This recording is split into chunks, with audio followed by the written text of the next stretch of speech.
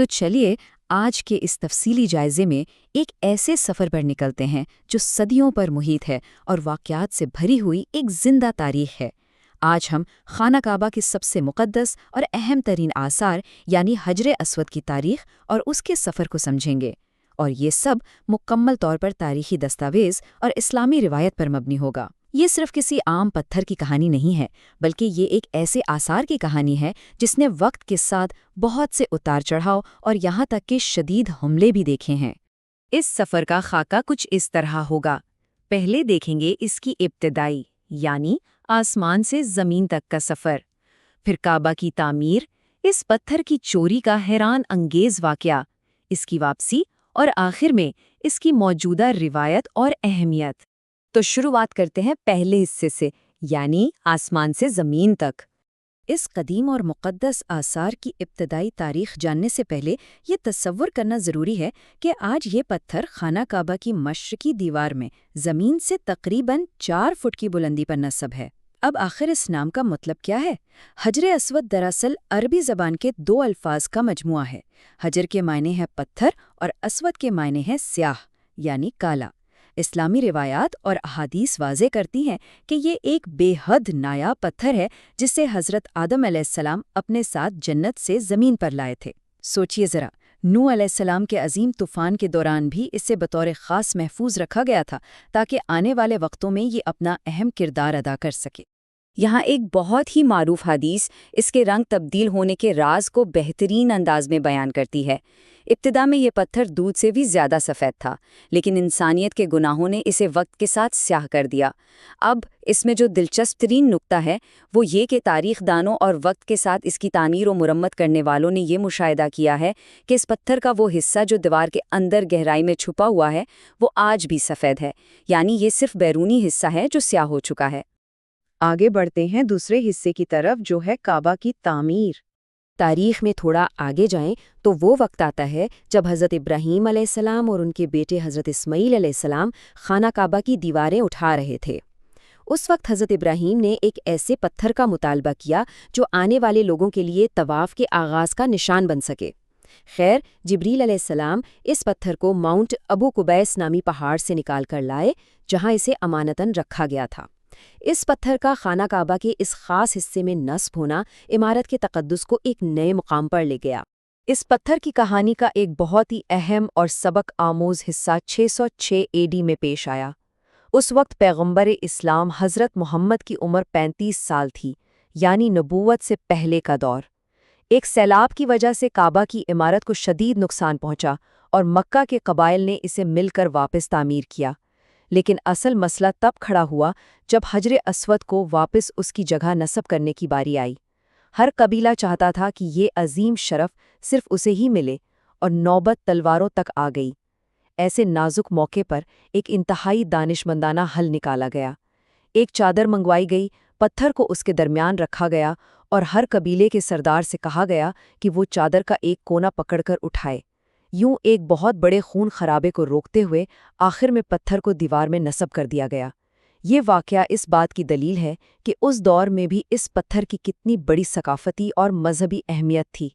اب آتے ہیں تیسرے اور تھوڑے تلخ حصے کی طرف، پتھر کی چوری۔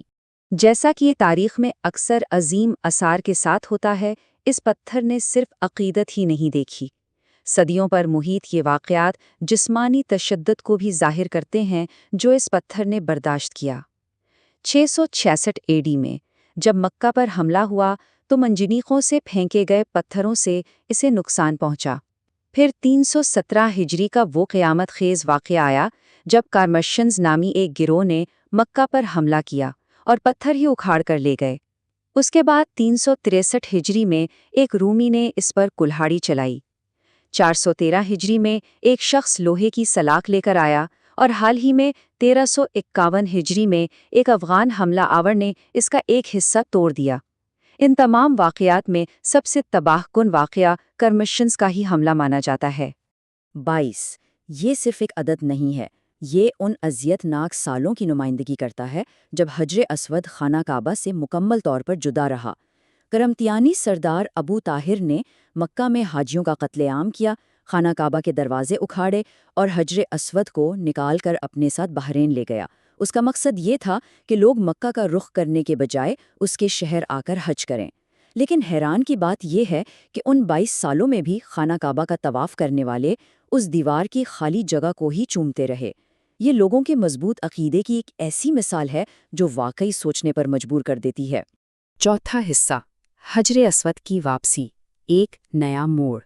ابو طاہر کی موت کے بعد آخر کار اس کے جانشینوں نے پتھر کو واپس کرنے کا فیصلہ کر ہی لیا۔ بالآخر 339 ہجری میں جب یہ پتھر 22 سال بعد واپس لایا گیا تو علماء کے ذہنوں میں ایک بہت ہی بنیادی سوال تھا، کیا یہ واقعی وہی اصلی حجر اسود ہے؟ کیونکہ اتنے عرصے غائب رہنے کے بعد یہ جاننا ضروری تھا کہ کہیں کوئی جعلی پتھر تو نہیں تھمایا جا رہا۔ اس عظیم آثار کی اصلیت کو پرکھنے کے لیے کسی قطعی ٹیسٹ کی ضرورت تھی، اور یہاں احادیث کا علم کام آیا۔